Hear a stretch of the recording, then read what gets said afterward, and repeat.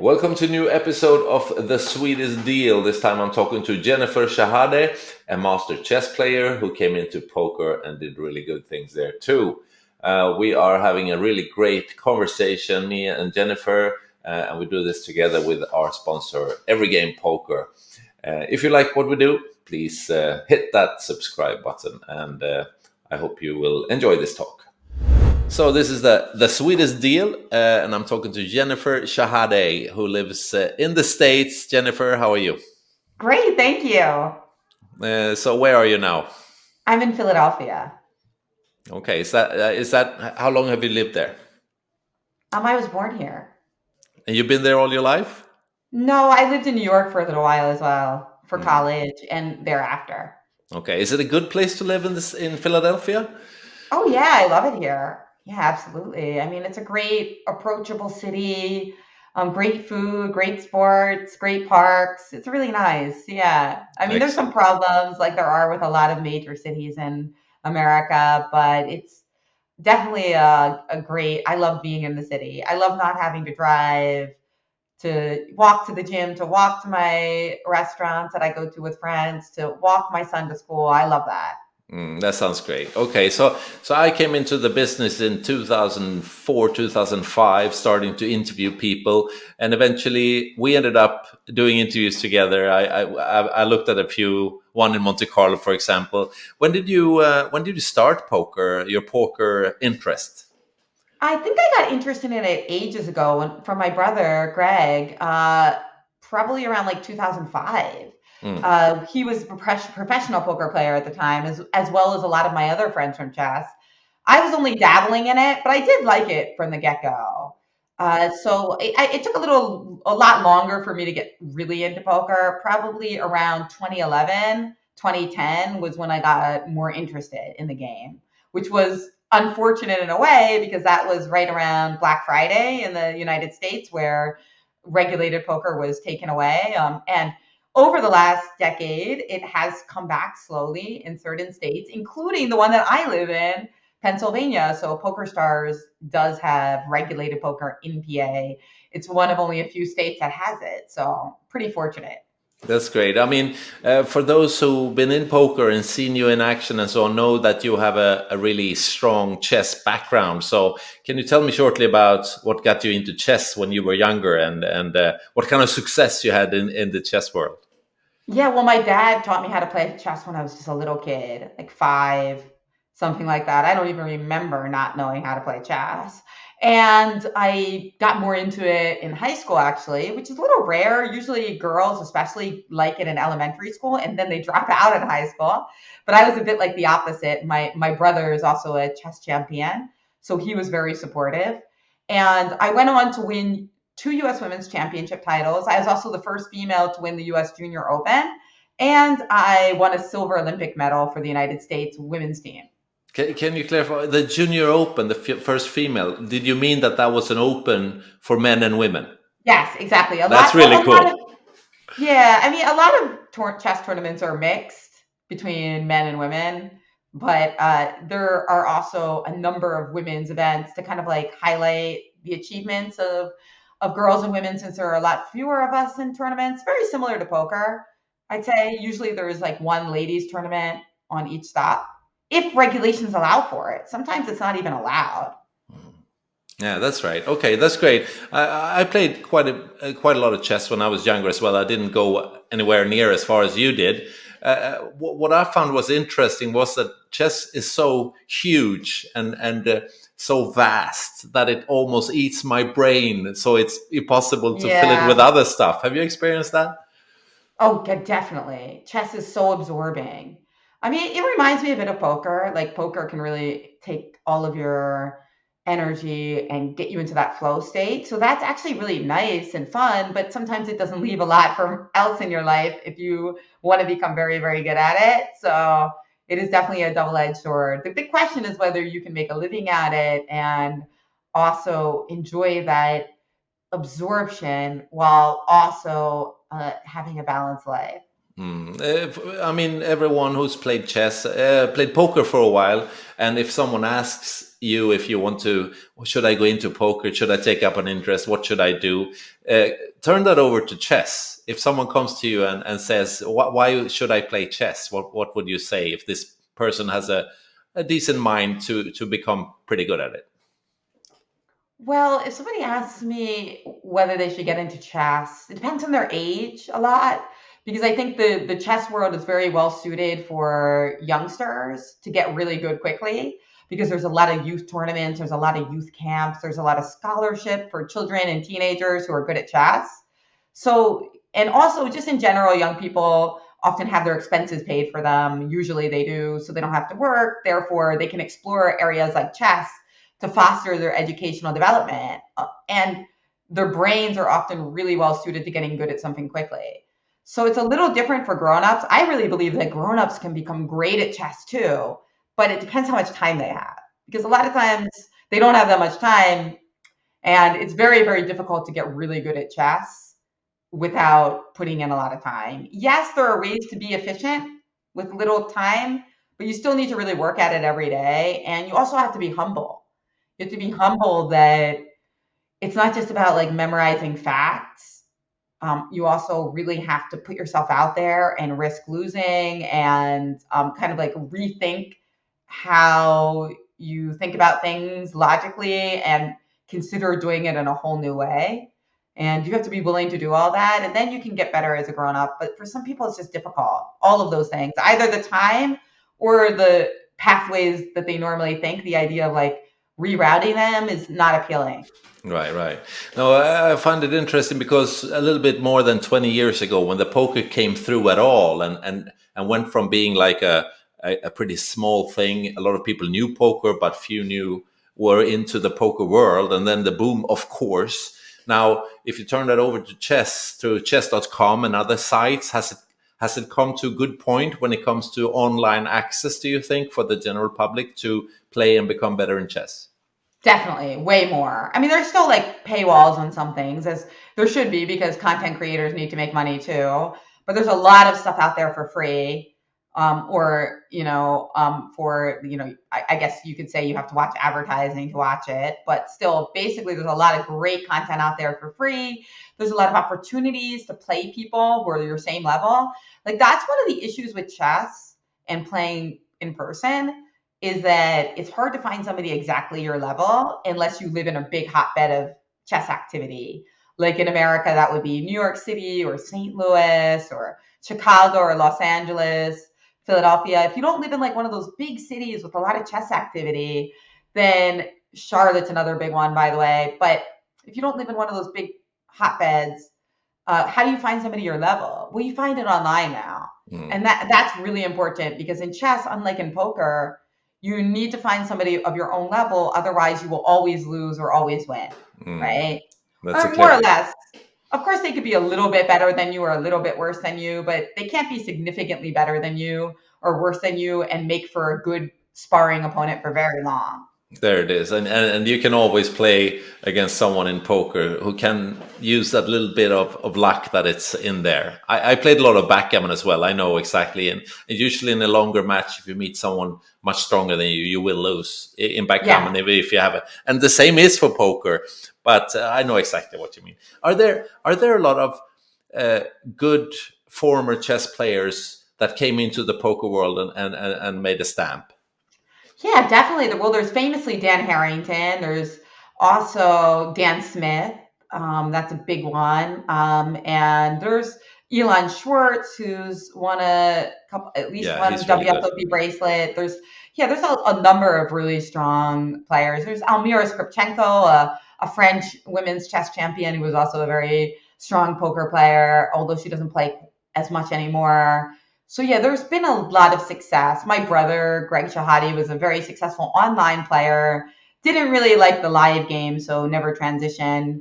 There's a famous podcaster in the chess world, Ben Johnson, I know. who is a good friend of me and Greg's, and he also had a career in poker for a long time. So yeah, there's a number of success stories. Yeah, I think it's great to see. I mean, there's plenty of even profiles in the poker world that has taken up chess as a part-time fun thing to test and to challenge your brain a little bit and think in other ways, and might be helping you in your poker game as well, would you say? Oh, definitely. I think it could, well, it depends because for at some point it could take away from your poker game because you need to spend time studying chess. But I think dabbling in it and kind of trying to understand the game theory of chess and how the engines work can be really helpful in making people understand solvers, and then also the focus Yes. that chess requires. Those two kind of experiences I think can be really good translation. I also wanted to mention from poker and chess crossovers, there's also famously Sasha Grishuk, who was a high stakes player on PokerStars and was also in the top 10 players in the world in chess. And famously, Magnus Carlsen is also playing some poker these days as well. Yeah, and he's pretty well known and pretty good. Yeah, that's great. I mean, it was interesting to follow these years, and I mean, you became a PokerStars player. Probably, what did they say to you when they approached you, and why did they think it would be a good thing for you to become a PokerStars player? Well, I was already doing some work for them actually, so it kind of happened that way. I'm a writer. I've written several books, and I'm always working on books. That's my happy space. So I was also at the time doing some writing for PokerStars, and as my profile grew, it was like a natural development to start playing tournaments for them and promoting my passions, which is women in poker, getting more women into the game, because I think it's a parallel to getting more women in tech and finance, getting more representation in all male dominated fields where we need to be seen and heard and paid. But also my passion for the overlap between chess and poker, because chess is very respectable. Whereas poker is very, very respected in some circles, like finance,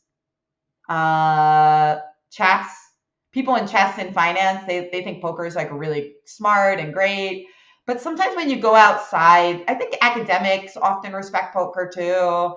But sometimes when you go outside, people who've seen poker in that way, um, they don't respect it, and they think it's like gambling. Yeah. And of course, it can be gambling. And those people who approach poker as a gambling game, um, poker's probably not for them, right? Unless they're doing it within their means and just, as a entertainment once in a while. But for many people, poker is like a way to improve yourself and, in particular, improve your relationship with money. Because a lot of us have very complicated relationships with money, especially here in the United States, where we have, a lot of emotions about it, feel that people who are better or worse because they have more or less of it, fear of losing it because we have very little social safety net here, desire for as much as possible so that we can never lose it. So I think there's a lot of those things kind of are laid bare when you play poker. Hmm. And so it's a really good lesson because to me, you are who you are. It's not about how big your bankroll is or how much money you have. And yet, money is a tool to pursue the things that are important to us in life and to help the people in our lives. And so, if we can understand our relationship with it better via poker, it can lead to a better life. Yeah, of course. And it's always the money aspect for good and bad in poker. We hear the good stories, we hear about the bad stories. There are quite a few as well, of course. Eh, It never comes into chess usually. There are, of course, money being exchanged over a chess table, but it's a total different story, isn't it? I mean, I think chess is very different, of course, yes. But I do think that chess players struggle sometimes with finances as well. Right now, there's a big chess boom. So there's a lot more opportunities for chess players to make money, but mostly as creators, like Right. YouTubers, streamers, commentators, Great. coaches, Hmm. which is really good. So there's all these different ways to like make money if your passion is chess. Yeah, yeah, yeah. But Yeah. Hmm.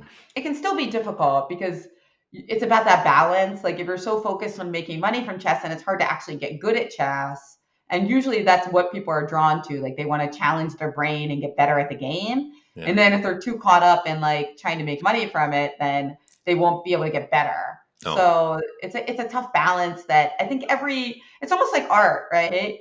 an artist, it's like chess players are very much like artists. You know, you have to figure out how to pursue your art, but then also how to pay the bills.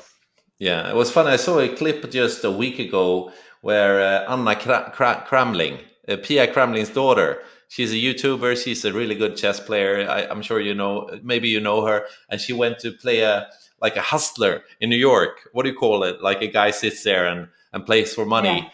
And she was kind of saying she was kind of a beginner but knew how to play. But of course, there's hustlers in pool. There's hustlers in chess as well. But it's not as it's pretty romantic almost in a way, isn't it? Oh yeah, and I'm a big fan of Anna and Pia. They're wonderful. Pia Kramling is one of the first women ever to get the Grandmaster title, and she has been lovely. I have a couple of groups for girls and women to learn chess, and she's visited many times to show like her best games.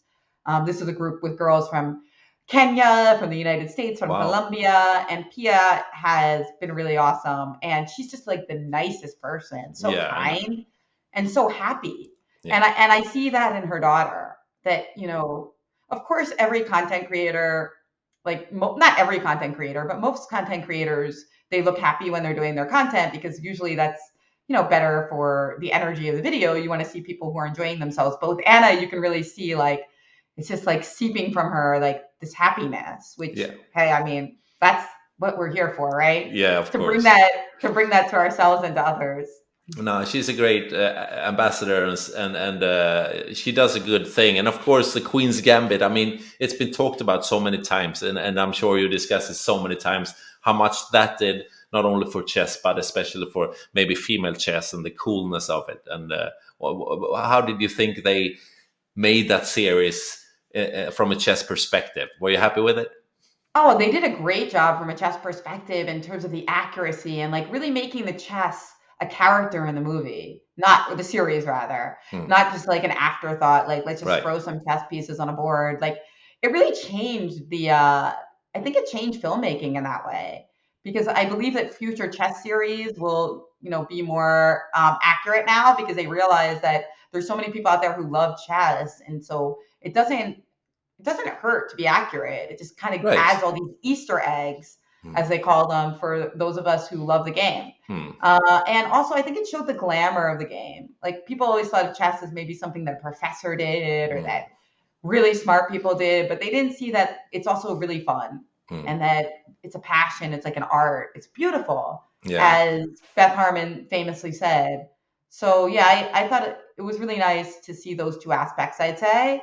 Uh, the only negative for me was that even though it was a tale of female empowerment, um, all the people who made the series, most of the people who made the series, there were notable exceptions, but the main producers, the executive producers, the writer, the script writer, the writer of the novel that it was based on, all men, the director, and you could kind of the chess consultants who did a fantastic job, but still you could kind of see that it was like the story of female empowerment told by men. Yeah. And Yeah. I see what you're saying. yeah, there was a lot of male gaze in Hmm. it, I and yeah. yet still very good.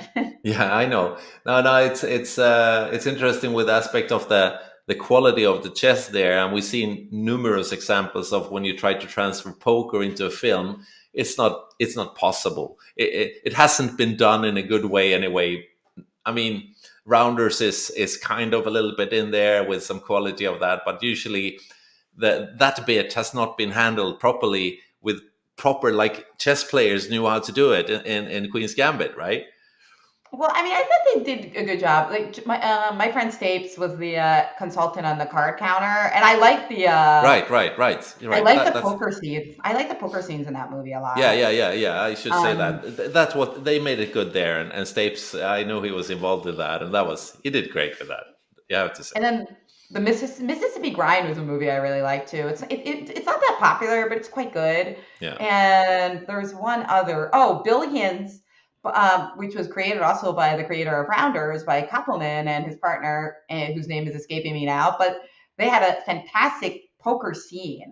So it wasn't an entire episode, but it was like half of an episode about a charity poker tournament that Taylor was invited to, and just really beautiful hand that she played in it.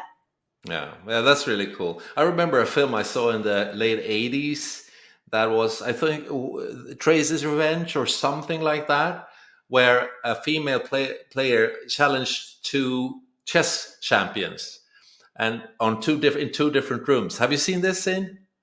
It's really I don't cool. think so. Yeah, send it to me in Yeah, the email so later. I'd love to check it out. I don't remember if I translate the title right, but it was Sidney Sheldon, I think, wrote it.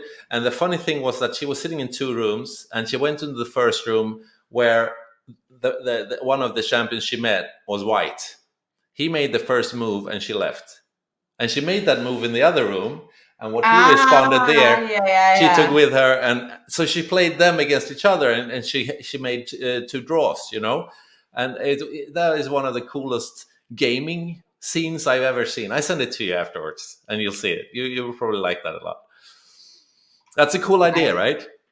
Yeah, yeah, yeah. That is really interesting. Yeah, I've Yeah. heard of like a magician doing that kind of thing as well to try to like last longer than his chess skills would otherwise indicate. Yeah, you're just using his move to him and his move to Yes. him, and eventually end up. You can't win both, obviously, but you can have two draws, and that's pretty cool. Anyway, if we go into poker, I mean, uh, when were you starting to become more active, playing a lot of live events and so on? Was it 2011 or something like that, Jennifer?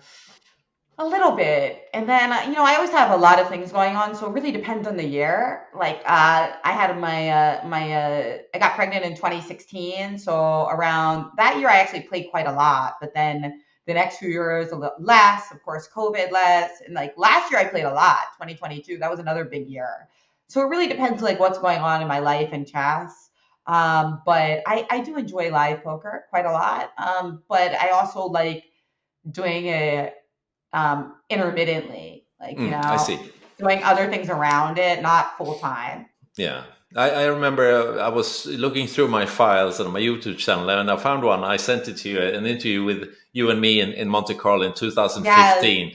But you also said you brought your husband there as well. And do you think that's important for Oh it to yeah, be what's a fun? pleasure to bring your family, or to enjoy the area? Because a lot of poker players just can't understand that. You have to see where you are, so you're not just playing poker. Well, poker tournaments are very grueling schedules. That's why I really like PokerStars though, because they have a lot of tournaments that are like a little shorter. Probably because their dealers are so great. Like they have a lot of turbo tournaments so that you can like go enjoy the place and play a tournament. But a lot of tournaments are not like that. They're very, very grueling, and it's very difficult to hang out with your family even if they're there. So that's why I try to pick accordingly. The Bahamas, I'm bringing my family, and Barcelona is a great place to bring your family.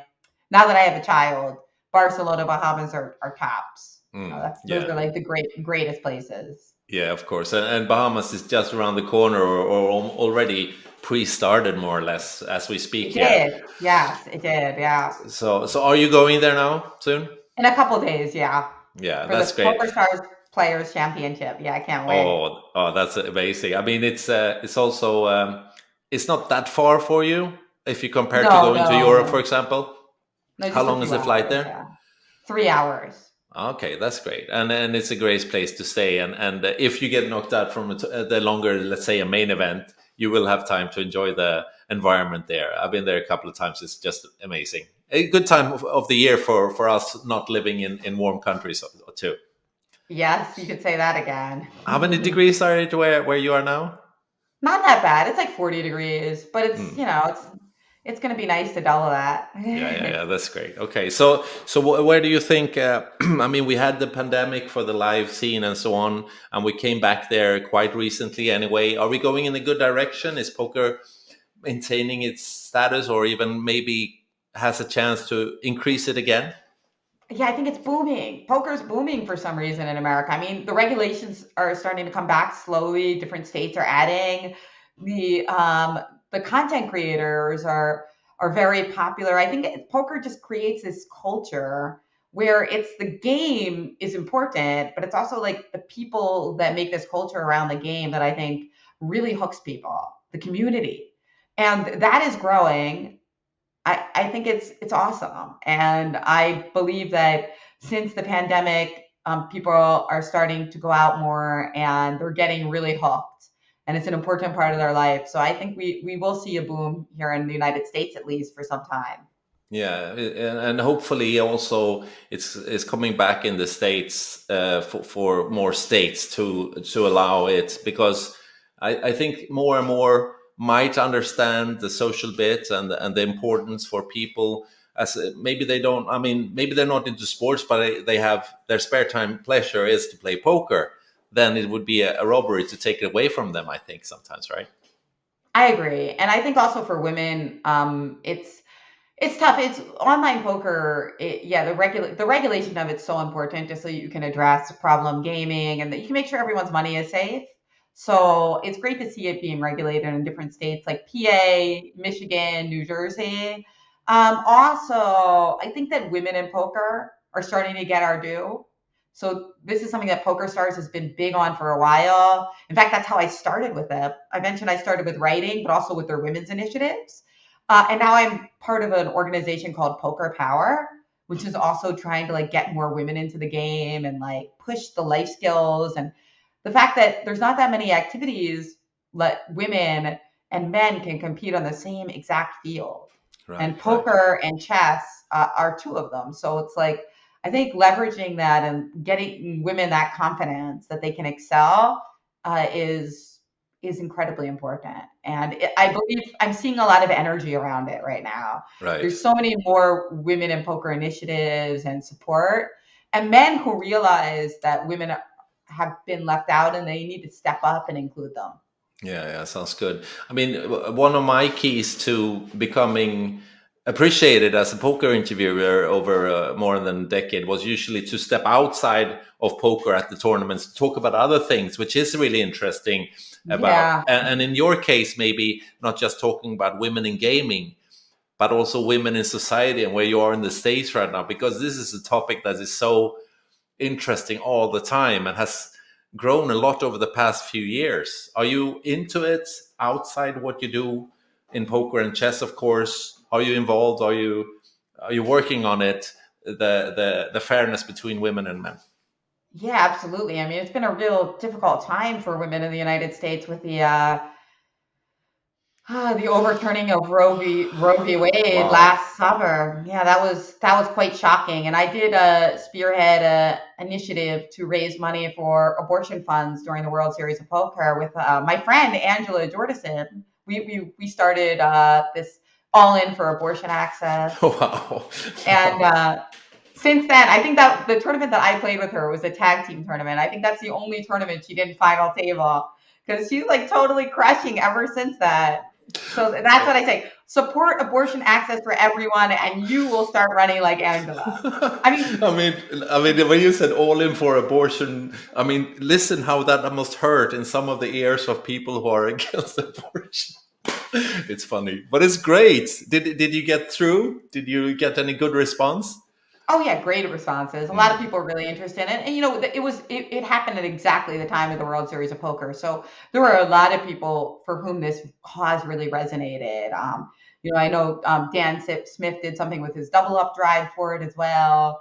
So Hikaru Nakamura was actually um, broadcasting the candidates tournament, and he was fundraising, and he changed all of his fundraising to fundraise for abortion access. So there were a lot of people in the gaming spheres who were wonderful about this cause. Wow. Uh, it Mm. was very meaningful to a lot of people. And no, I did not get a lot of blowback from it. It seemed like people were mostly like minded. And if they weren't, they didn't have much to say to me at my face. And I wish that that would be the same with the legislators. Let women decide. Yeah, yeah, yeah. It is, of course, a topic that goes into the religious bit, that if you believe in God and if you do, and how to discuss with people who are on different levels when it comes to that, because they attach that very much to religion. Uh, are you are you interested in religion? Are you religious yourself? Do you find it difficult to discuss such topics with religious people? That's a handful. Well, Well, yeah, I'm not very religious, but I'm Jewish, and we're raising our son with Jewish traditions. So that's something. I'm definitely interested in religion. I think it's like I mean, it's a big part of many people's lives. So I'm definitely interested in it. It's fascinating. But as for abortion rights and in religion, what you find is a lot of times people don't understand, especially men, what a intense medical procedure abortion is, and how it is very dangerous. I mean, sorry, pregnancy. Yeah, yeah, yeah, Abortion yeah, yeah, abortion can be somewhat dangerous, but pregnancy is more yeah. dangerous.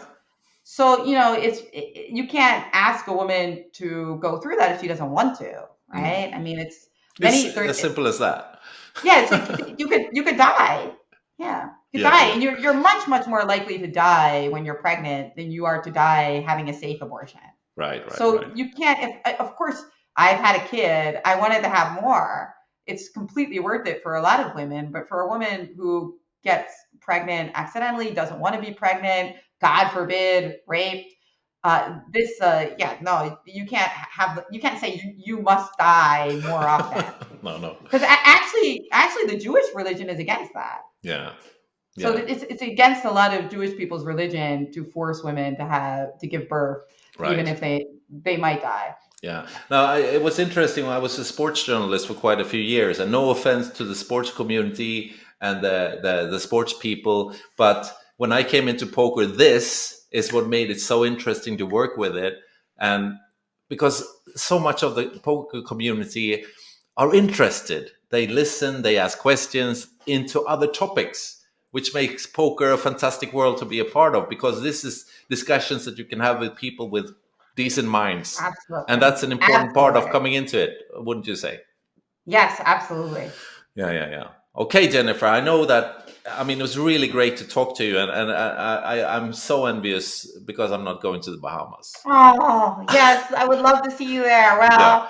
Well, Well, it is quite far for you. yeah, let's have a talk later on this year, maybe, and see where you're going with the poker and have an Yeah, update. And if you have any success, you get in touch with me, so you can brag a little bit. I would love that. I would Yeah, love that. Well, thank you so much for the considerate interview and the great questions. yeah, I yeah, yeah. I can't wait to see you again in person one day. All right. See you soon, Jennifer. And thank you very much. Bye. Bye.